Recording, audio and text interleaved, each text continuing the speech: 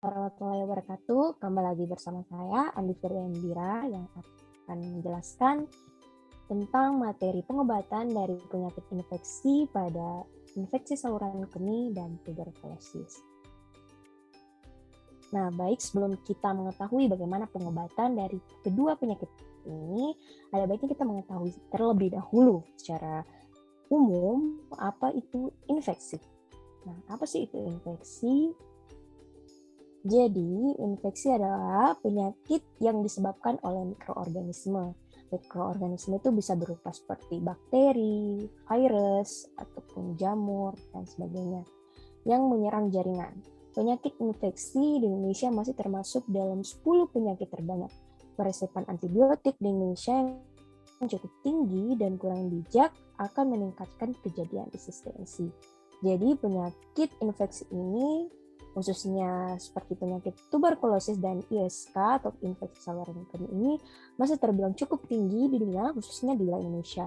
Nah, tuberkulosis sendiri ini dari data Kemenkes pada tahun 2016 masih menempati peringkat ke-10 sebagai penyebab kematian tertinggi di dunia. Nah, sedangkan ISK sendiri dari data Departemen Kesehatan Republik Indonesia, penderita infeksi saluran kemih di Indonesia berjumlah 90-100 kasus per 100.000 penduduk per tahun, atau sekitar 180 kasus baru per tahun. Jadi penyakit ini bisa dibilang kita tidak boleh remehkan. Oke, jadi bagaimana sih awal mula gambaran virus, bakteri, hal-hal yang seperti mikroorganisme ini menyerang jaringan ataupun tubuh manusia? Nah, secara gambarannya seperti ini. Jadi mungkin saya akan menjelaskan secara garis besarnya saja bagaimana antigen ini masuk ke dalam tubuh dan menyerang tubuh. Nah, infeksi bakteri terjadi bila bakteri mampu melewati barir mukosa atau kulit dan menembus jaringan tubuh. Jadi di sini gambarnya terdapat innate immunity atau pertahanan tubuh non-spesifik dan adaptive immunity atau pertahanan tubuh spesifik. Jadi innate immunity atau pertahanan tubuh manusia non-spesifik itu barir mukosa atau kulit kita sendiri. Jadi awalnya itu antigen kita mulai masuk untuk menyerang tubuh. Namun pertahanan tubuh paling awal dari kulit itu adalah minyak ataupun minyak seperti di kulit itu bisa menyerang mikroba. Namun ketika pertahanan tubuh dari luar seperti kulit kita tidak mampu untuk mempertahankan dirinya, maka antigen akan mulai masuk ke dalam tubuh. Awal mulanya itu tidak menutup kemungkinan bahwa antigen ini akan langsung masuk ke dalam pertahanan tubuh spesifik, tapi ada pertahanan tubuh dalam tubuh yaitu non-spesifik yang akan menyerangi si antigennya ini terlebih dahulu, seperti fagosit, dendrit cell, NK cell maupun molekul komponen. Namun jika para molekul-molekul ini tidak mampu ataupun tidak kuat dalam memerangi antigen kita seperti virus, bakteri, ataupun jamur-jamur, maka dendrit cell akan mengirim antigen ini untuk dikenali pada sel T dan sel B. Nah, inilah yang namanya pertahanan tubuh spesifik, di mana itu nanti akan terciptanya antibodi ketika sel B dan sel T mampu memerangi si antigen ini. Di sini juga ada terdapat time after infection, yang artinya waktu setelah infeksi, yaitu pertahanan tubuh spesifik itu sekitar 0-12 jam, namun pertahanan tubuh spesifik itu bekerja dari 1-7 hari. Jadi pengerjaan dalam memerangi antigen itu antara spesifik dan non-spesifik itu berbeda. Seperti itu. Pada umumnya, tubuh berhasil mengeliminasi bakteri tersebut dengan respon imun yang dimiliki. Tetapi bila bakteri berkembang biak lebih cepat daripada aktivitas respon imun tersebut, maka akan terjadi penyakit infeksi yang disertai dengan tanda-tanda inflamasi. Terapi yang tepat harus mampu mencegah berkembang biaknya bakteri lebih lanjut tanpa membahayakan hostnya. Nah, pengobatan yang tepat untuk memerangi bakteri seperti mikroorganisme seperti bakteri ini yaitu pengobatan antibiotik yang membantu pertahanan tubuh kita atau sistem imun kita dalam memerangi antigen atau mikroorganisme ini seperti bakteri. Nah, apa sih itu antibiotik? Antibiotik adalah obat yang digunakan untuk mengatasi infeksi bakteri. Nah, antibiotik itu bisa bersifat bakterisid atau membunuh bakteri dan bakteriostatik atau mencegah berkembang biaknya bakteri. Jadi ada dua sifat dari antibiotik ini. Ketika bakteri ini dikatakan tidak terlalu kuat ataupun tidak terlalu berefek yang sangat berbahaya bagi tubuh, biasanya jenis sifat antibiotik yang kita pakai itu adalah bakteriostatik, itu mencegah berkembang biaknya bakteri agar ketika antibiotik ini sudah mencegah berkembang biaknya bakteri, biasanya yang melanjutkan untuk pembunuhan bakteri selanjutnya itu adalah ya sistem imun kita. Namun ketika bakteri itu bersifat bakterisid atau membunuh bakteri, artinya sistem imun kita sudah tidak mampu ataupun tidak bisa lagi memerangi bakteri itu. Akhirnya inilah bantuan dari antibiotik yang bersifat bakterisid. Itulah perbedaan dari sifat kedua antibiotik ini. Nah, pendekatan berdasarkan spektrumnya, antibiotik diklasifikasikan sebagai berikut. Yang pertama, antibiotik yang bersifat sempit. Artinya antibiotik yang peka terhadap bakteri gram positif atau peka terhadap bakteri gram negatif saja. Yang kedua, antibiotik yang berspektrum luas. Artinya menghambat bakteri gram negatif dan gram positif, di mana yang termasuk di dalam tetrasiklin dan kloramfenikol. Nah, antibiotik juga bisa diklasifikasikan berdasarkan mekanisme kerjanya, yaitu yang pertama ada menghambat sintesis atau merusak dinding sel bakteri, yang kedua memodifikasi atau menghambat sintesis protein, lalu menghambat enzim esensial dalam metabolisme folat, terus mempengaruhi sintesis atau metabolisme asam nukleat, dan mengganggu pembentukan membran sel. Jadi berdasarkan mekanisme kerjanya, antibiotik itu dibagi menjadi 5. Oke. Antibiotik itu bisa diklasifikasikan, yaitu yang pertama menghambat sintesis atau merusak dinding sel bakteri.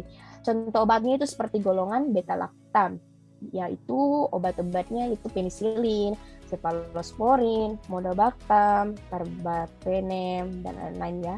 Terus yang kedua memodifikasi atau menghambat sintesis protein. Nah, contoh obatnya yaitu golongan aminoglukosida. Contohnya obatnya itu kloramfenikol. Golongan obatnya contohnya itu aminoglukosida, kloramfenikol, dan tetrasiklin.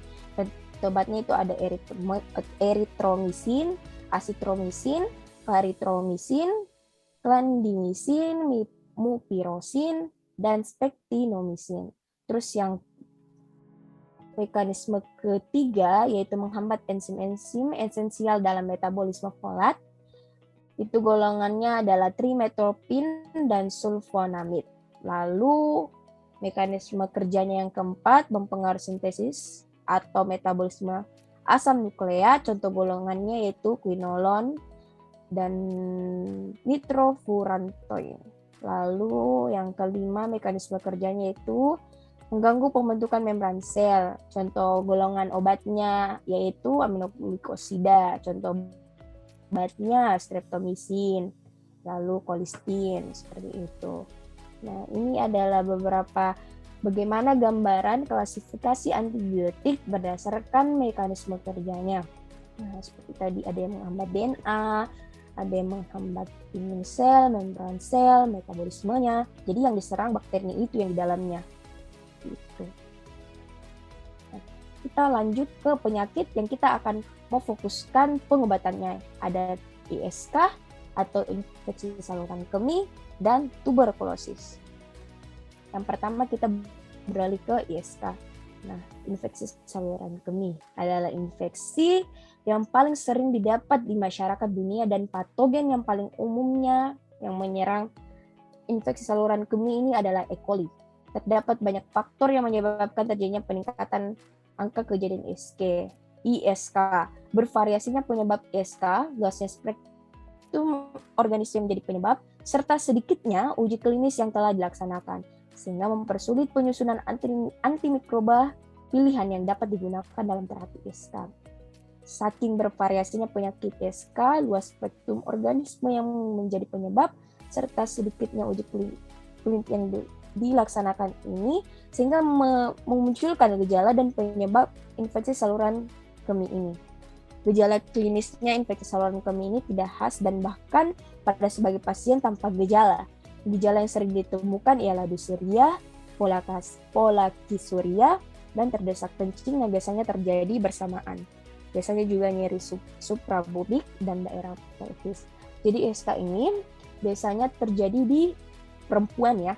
Karena mengapa? Karena ureter perempuan itu dekat dengan saluran kemih yang dimana situ tempat mudahnya terbentuknya mikroorganisme. Jadi itulah mengapa perempuan lebih rentan untuk terkena yang namanya penyakit ISK ini. Nah, mikroorganisme yang dapat menyebabkan infeksi saluran kemih ini yaitu Klebsiella pneumoniae, Escherichia coli, Staphylococcus saprophyticus, Enterococcus faecalis, dan Proteus mirabilis. Nah, dari secara garis besar yang kita ketahui tentang penyakit ISK tadi, pasti kita ingin mengetahui apa pengobatan antibiotik yang digunakan pada penyakit ini. Nah, berikut ini adalah beberapa agen antimikroba yang umumnya digunakan dalam terapi infeksi saluran kemih. Ada golongan cephalosporin, digunakan untuk terapi infeksi saluran kemih oleh kuman yang sensitif. Dosisnya oral untuk dewasa atau anak dengan berat di atas 50 kg itu biasanya menggunakan dosis 2-400 mg sehari dalam 1-2 dosis. Terus anak dengan berat badan di atas 50 kg bisa diberikan suspensi dengan dosis 8 mg per kilo sehari.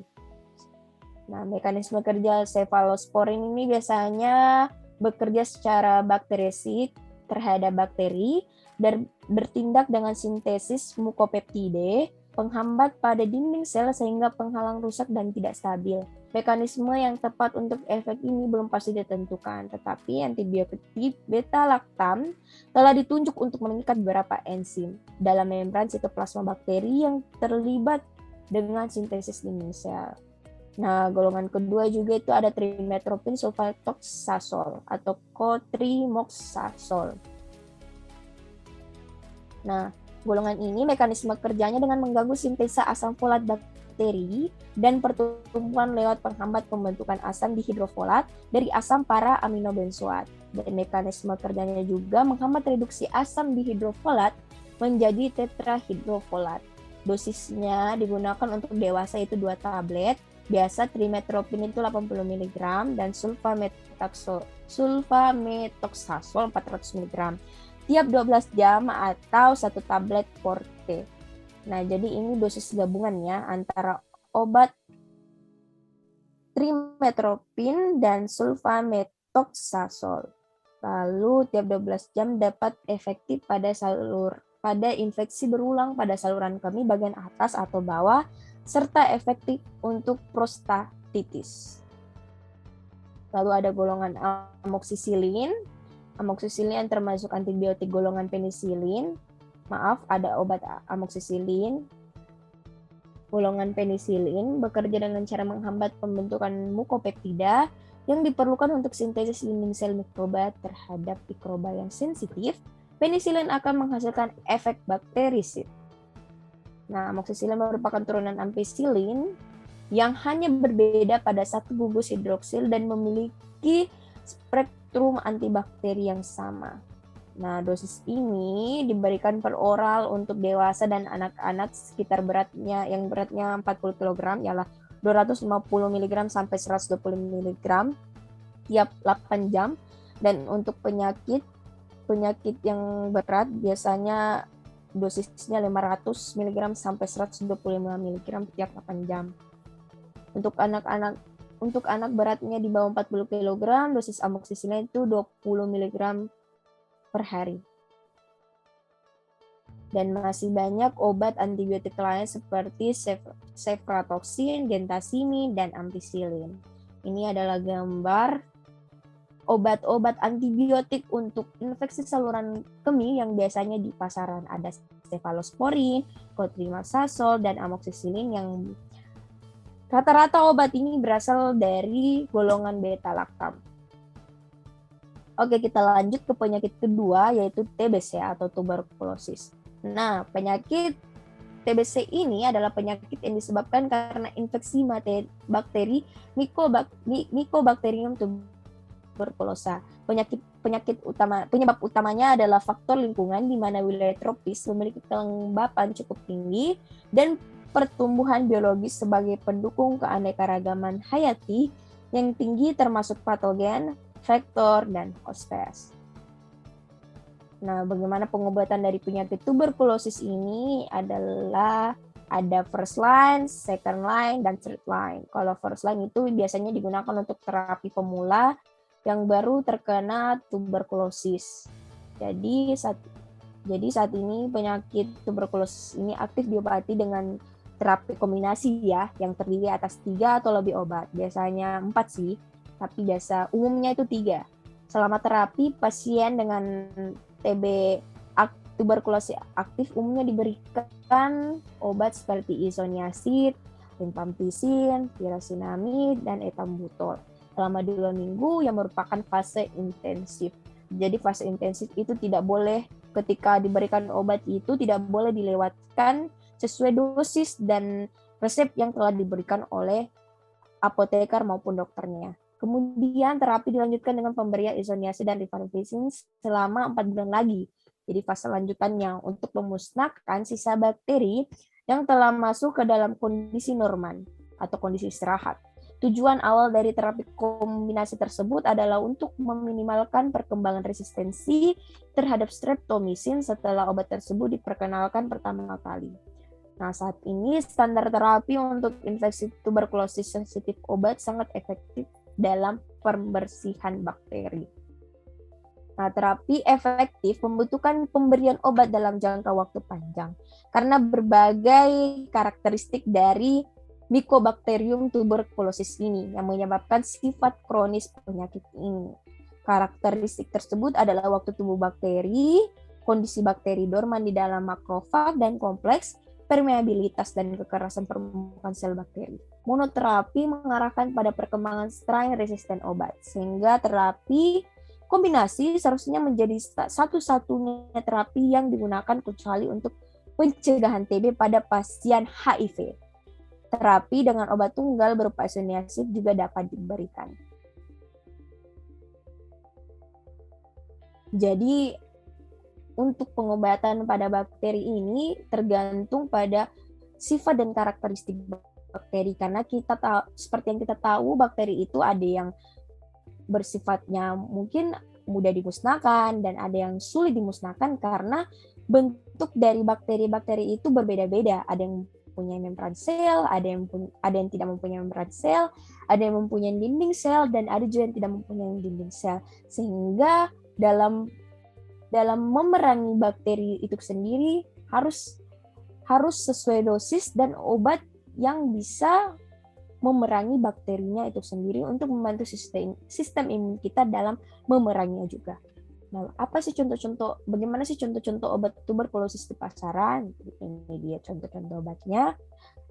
First line-nya itu biasa atau pengobatan pertama yaitu isoniazid, rifampicin, dan pyrazinamide. Terus yang pengobatan keduanya itu biasanya kalau sudah terjadi misalkan seperti resistensi ataupun first line-nya itu tidak berpengaruh pada bakterinya, itu biasanya diberikan itu pengobatan kedua. Jadi contoh obatnya itu ada amikacin, ethionamide, dan ciprofloxacin. Isoniazid is an antimycobacterial drug mainly used in the treatment of tuberculosis. It penetrates macrophages and is active against both extracellular and intracellular organisms. Daily dose of isoniazid is 300 milligrams. It is given orally and is readily absorbed from the gastrointestinal tract, optimally on an empty stomach. It is a prodrug that is activated by KATG, the mycobacterial catalase peroxidase. Activated form of isoniazid forms a covalent complex with an acyl carrier protein ACPM and CASA, a beta-ketoacyl carrier protein synthetase, which blocks mycolic acid synthesis. Nah, seperti tadi yang kita bahas resistensi. Mungkin teman-teman sudah tahu secara gambaran besar apa itu resistensi. Namun saya akan menjelaskan sedikit apa itu resistensi. Jadi resistensi itu terjadi ketika antibiotik kehilangan kemampuannya untuk menghentikan pertumbuhan bakteri atau membunuh bakteri itu. Biasanya penyebabnya itu pasien tidak menyelesaikan pengobatan sesuai saran, petugas kesehatan memberikan pengobatan yang tidak tepat baik dalam hal dosis ataupun lama terapi. Obat untuk terapi yang sesuai tidak tersedia ataupun rendahnya kualitas obat. Jadi mungkin banyak sekarang antibiotik yang mungkin diremehkan oleh pasien-pasien ataupun orang-orang awam yang tidak tahu betapa pentingnya antibiotik untuk dikonsumsi sesuai jadwal yang diberikan oleh apoteker. Adapun juga orang-orang yang menjual antibiotik itu biasanya sudah ditemukan sekarang antibiotik palsu.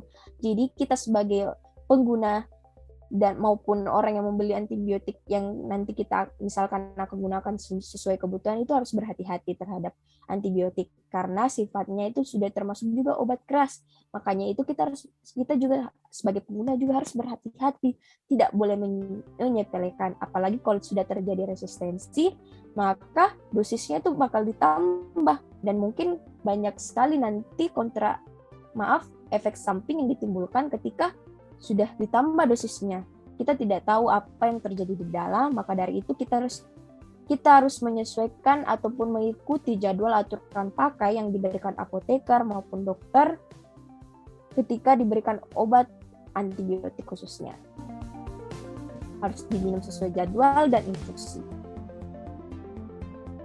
Nah, itulah tadi materi tentang pengobatan infeksi pada penyakit tuberkulosis dan infeksi saluran kemih. Mungkin kesimpulan dari materi saya kali ini, ada baiknya kita sebagai maupun pengguna ataupun penyalur antibiotik, apalagi ada seorang farmasis ataupun yang mengelola apotik, ada baiknya kita juga yang pertama itu kita sebagai farmasis harusnya memberikan pelayanan yang baik dan memberikan arahan kepada pasien betapa pentingnya obat-obat terkhususnya seperti antibiotik dan penggunaannya bagaimana. Dan juga sebagai orang yang memakai ataupun menggunakan antibiotik sesuai dengan kebutuhannya, itu kita tidak boleh remehkan dan harus menggunakannya dan meminumnya sesuai aturan pakai dan sesuai jadwal yang ditentukan di resep. Karena hal-hal yang seperti itu yang mungkin kalau kita sebagai orang yang tidak tahu apa-apa ketika kita meremehkannya, yang saya harap setelah menyimak materi ini ada baiknya kita harus berhati dan tetap menjaga kesehatan tentunya, karena bakteri ataupun mikroorganisme seperti yang lain-lain itu dan infeksi itu bisa terjadi kapanpun dan dimanapun, karena mikroorganisme itu adalah makhluk hidup yang kecil dan bisa dimanapun berada di dekat kalian seperti itu. Jadi kita juga harus menjaga diri, tetap menjaga kesehatan. Sekian materi dari saya, kurang lebihnya mohon maaf. Wassalamualaikum warahmatullahi wabarakatuh.